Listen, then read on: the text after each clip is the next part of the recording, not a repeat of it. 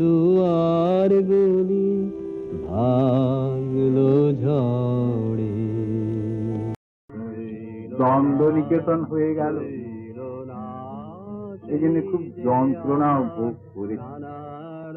কলকাতায় বিভিন্ন জায়গায় বিভিন্ন সময়ে বিভিন্ন বাড়িতে থাকলেও 1942 সাল থেকে 174-এর রাসবিহারী এভিনিউয়ের বাড়িতে আমৃত্যু ছিলেন। এটা দেবব্রত বিশ্বাসের বাড়ি, দেবব্রত বিশ্বাসের মাঠ ক্যাফে।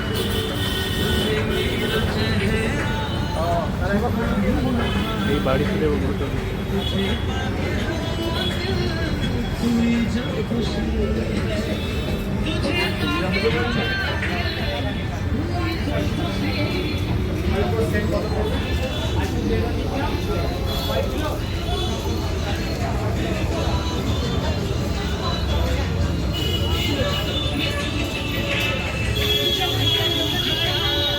দেবব্রত বিশ্বাসের বাড়ি 174।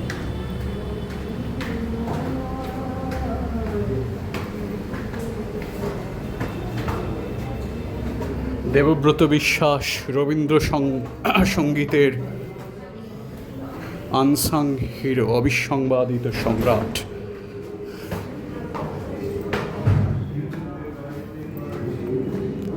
সোনার বিরহের কারবার দেখাইন গেলেন না কিলোসায় আমার, দেখাইন গেলেন না কিলোসায় আমার। 2-3 মিনিট হয়তো খুব কষ্ট করে কলকাতা ভাষা বলতে পারি, তারপরে আমার ফাদার বা মাদার টাং বেরিয়ে আসে, মানে মাতৃভাষা, দেশের ভাষা বাগিয়ে পড়ে। যাই হোক, এই যে যারা উদ্যোক্তা, তারা যে একটা কাণ্ড করছেন সাংঘাতিক জাত। এখন আমার ডান দিকে যে বসে আছেন শ্রদ্ধা অমিয়া ঠাকুর, যিনি রবীন্দ্রনাথের নাথ বউ, রবীন্দ্রনাথের কাছে অসংখ্য গান শিখেছেন। আর এই দিকে আমার বৌদি শ্রীমতী কনক বিশ্বাস, আগে কনক দাস ছিলেন, ইনিও রবীন্দ্রনাথের কাছে গান শিখেছেন এবং তার সম্বন্ধে গান লিখেছেনও। এবং এক কালে আমি শুনেছিলাম, কৃষ্ণ বলি আমি তারাই বলি নাকি ওকে দেখি লেখা, সত্যি কিনা জানি না। যাই হোক, এখন এই উদ্যোক্তারা এই দুইজনের সঙ্গে আমাকে বলছে, এদের পায়ের তলায় আমার জায়গা, সেই সঙ্গে একসঙ্গে বলছে, কি যে বুদ্ধিমানের কাজ করলেন আমি বুঝলাম না। যাকে যখন করেছেন আমি একটু সম্মানিত বোধ করছি। 1944 সালে জর্জদা এই বাড়িতে এসেছিলেন, তখন আমার বয়স 5 বছর। তারপর থেকে 1980 পর্যন্ত উনি এখানেই ছিলেন এবং প্রতিবেশী হিসেবে তার জীবনে অনেক কিছুর আমি সাক্ষী। মানুষ দেবব্রত বিশ্বাস চিন্তা করলে বহু লোকেরই মাথা খারাপ হয়ে যাবে। যেন একটা ছোট্ট ঘটনা, ওনার বাড়িতে কাজ করতো প্রথমে শ্রীকান্ত, পরে তার ভাইপো অনন্ত এলো। একটা সময় দুজনেরই টিবি হলো। জর্জদা নিজে রান্না করে, চিকিৎসা ছাড়াও নিজে রান্না করে তাদের খাওয়াতেন। এর সঙ্গে আরও যেমন দরবারি কৈরি বলে একটি লোক, সে ফয়জাবাদে তার বাড়ি, কিন্তু সে রবীন্দ্র সদনে চাকরি করতে করতে তার মধ্যে একটা রাবীন্দ্রিক মানসিকতা এসে গিয়েছিল। সে একদিন মায়াদির সামনে আমাকে বলল, জানেন তো গানুদা, জর্জদা যখন এই রবীন্দ্র সদনে গান করতেন আমরা রবীন্দ্রনাথকে পেতাম। জর্জদা একটা কালচারাল ডেলিগেশনের বাংলাদেশ গিয়েছিলেন। বাংলাদেশের সমস্ত জায়গায় ঘোরার পর ওনাদের লাস্ট লেগে ওনাদের প্রোগ্রাম ছিল ঢাকা ইউনিভার্সিটি হলে। সেখানে যখন গান শুরু হয়েছে, খুব সম্ভবত বর্দি গান করছিলেন, মানে সুপ্রভা সরকার। তখন 10-12 জনের একটি দল, তার মধ্যে ছেলেও ছিল মেয়েও ছিল, অস্ত্রশস্ত্র নিয়ে ঢুকে পড়ে। হাতে স্টেন গান ছিল, অটোমেটিক রাইফেল ছিল এবং গ্রেনেড ঝুলছিল হাতে। যিনি গান করছিলেন তিনি দৌড়ে পালিয়ে গেছেন। জর্জদা আমাকে বললেন যে সুবিমল বাবু তখন ছিলেন আমাদের হাই কমিশনার, বলে সুবিমলের তো হাঁটু জোড়ায় লেগে ঠক ঠক করে আওয়াজ হইতাছে, ভয়ে কাঁপতাছে। কেউ বললো কি করবো জজদা, কি করুম? আমি বললাম কি আর করবা, তোমরা এক কাম করো, আমার নামটা ঘোষণা করে দাও। জজদা সুবিমল কইল, জজদা হাতে ঝুলাই রাখছে গ্রেনেড, যদি ফেক্কা দেয়? বললো আমি কইলাম ফেক্কা দিলে তুই হাতে ঝুলাই রাখছে পড়ে গেলে এমনিতেই তো গেছি গিয়া, তার থেকে তোমরা এক কাম করো, আমার নামটা ঘোষণা করে দাও। তোরা ভেতর থেকে নামটা ঘোষণা করে দেওয়ার পর জজদা ধীর পায়ে ঢুকলেন, ঢুকে বসলেন। যে মাইক্রোফোন লোক সে এসে তাড়াতাড়ি করে কোনো রকম মাইক্রোফোনটা লাগিয়ে দিয়ে দৌড়ে পালিয়ে গেল। স্টেজে একটি লোকও নেই, শুধু জজদা একা বসে আছেন হারমোনিয়ামটা কোলে।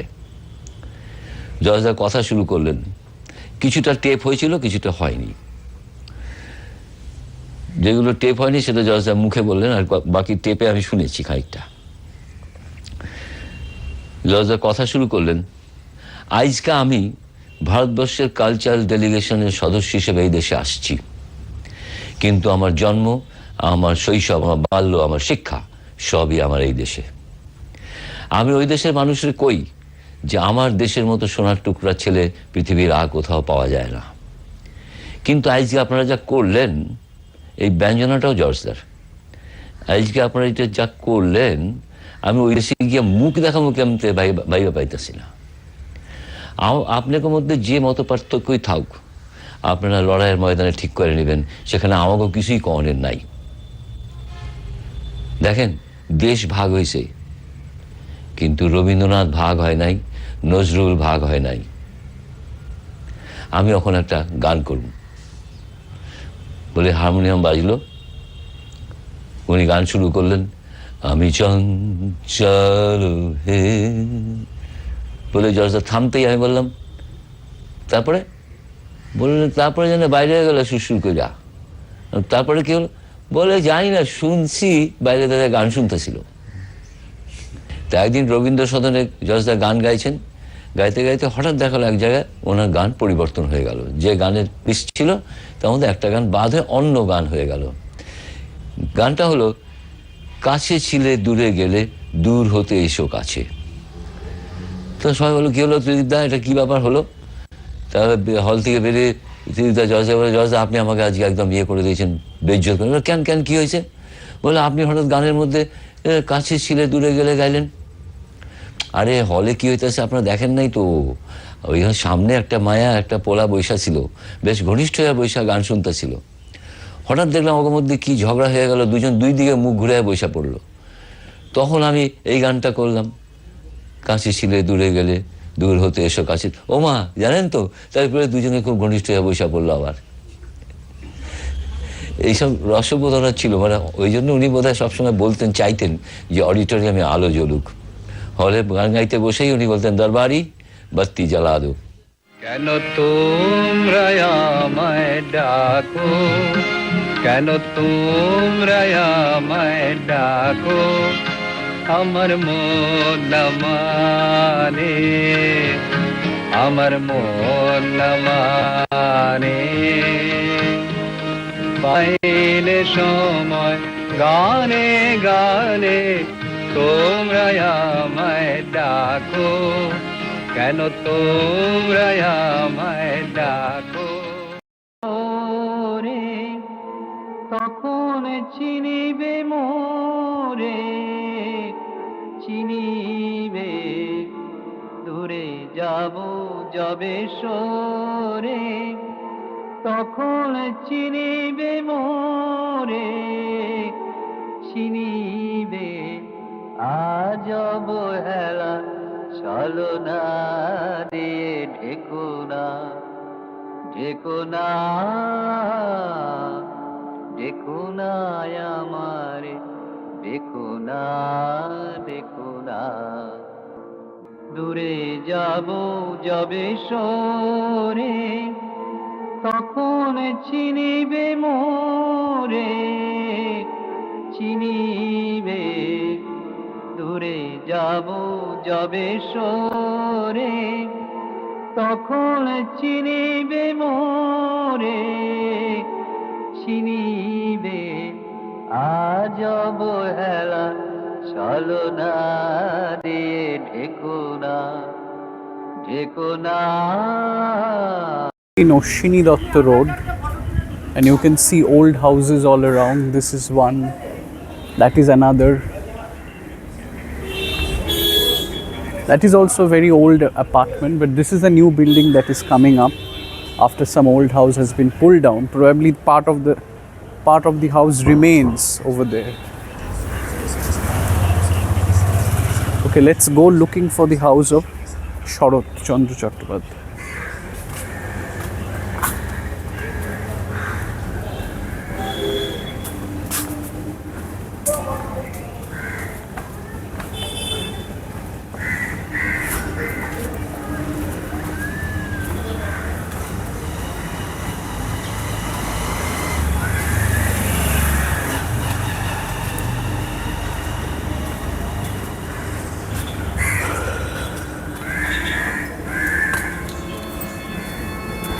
আমার হারিয়ে যাওয়া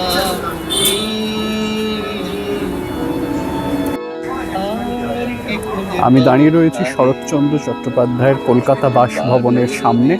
এটা অশ্বিনী দত্ত রোড, এই দুদিকে অশ্বিনী দত্ত রোড চলে গেছে, আর এইটা হচ্ছে শরৎচন্দ্র চট্টোপাধ্যায়ের বাড়ি। এখানে লেখা রয়েছে শরৎ স্মৃতি মন্দির, 24 নম্বর অশ্বিনী দত্ত রোড। এখান দিয়ে আমি একটু বাড়িটা Let's move inside.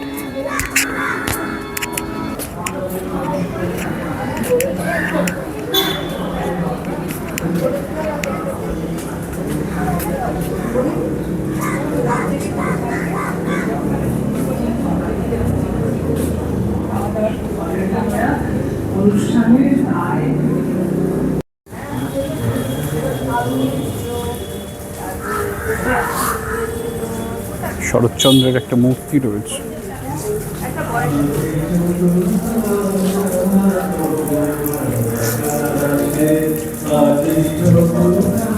জন্ম 15ই সেপ্টেম্বর 1876, মৃত্যু 16ই জানুয়ারি 1938, রবীন্দ্রনাথের 3 বছর আগে।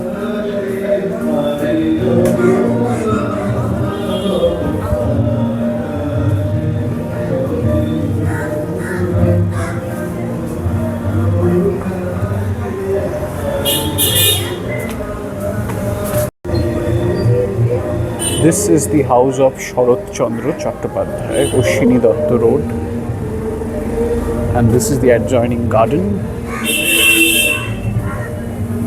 এই শরৎচন্দ্রের বাড়িকে সাইডে ফেলে আমরা চলেছি অশ্বিনী দত্ত রোড দিয়ে। শরৎচন্দ্র বেশ ভালো অভিজাত পাড়ায় থাকবেনই, কারণ তিনি যে উপন্যাস বেচতেন তা থেকে যে পরিমাণ রয়্যালটি পেতেন, তাতে তার পক্ষে এরকম অঞ্চলে বাড়ি কেনা খুব একটা কঠিন ব্যাপার নয়। অশ্বিনী দত্ত রোড এবং মহানির্বাণ রোড দুটো রাস্তা কিন্তু প্যারালালি গেছে একদম। নির্মল ভবন বাড়ির নাম। এসব বাড়ি হারিয়ে যাচ্ছে কলকাতার শহর থেকে। দেখছেন কেন হারিয়ে যাচ্ছে সেটাও বুঝতে পারছেন খুব সহজেই।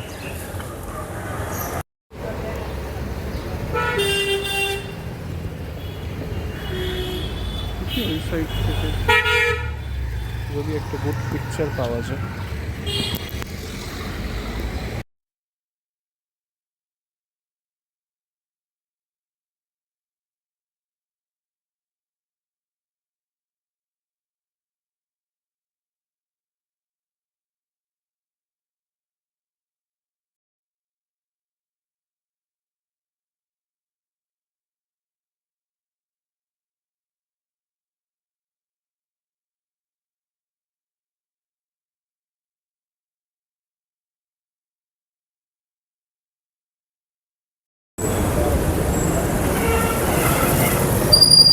This is Mohanirban Road, and this house in front of which I am standing is 24 number Mohanirban Road, but we are here looking for 31 number Mohanirban Road, the house of the Nobel laureate Abhijit Vinayak Banerjee, the house where he grew up, okay, his childhood home. We are looking for that. এটা স্বপন দাশগুপ্তর বাড়ি, মহানির্বাণ road.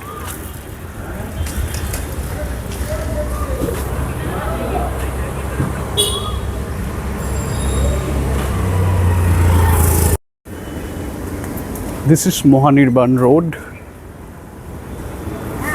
I am a flaneur and my task is flannery to stroll around the road. This is the house.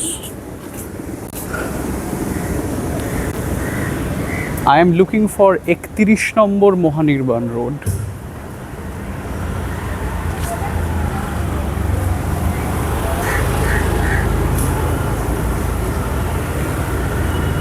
Okay, fine.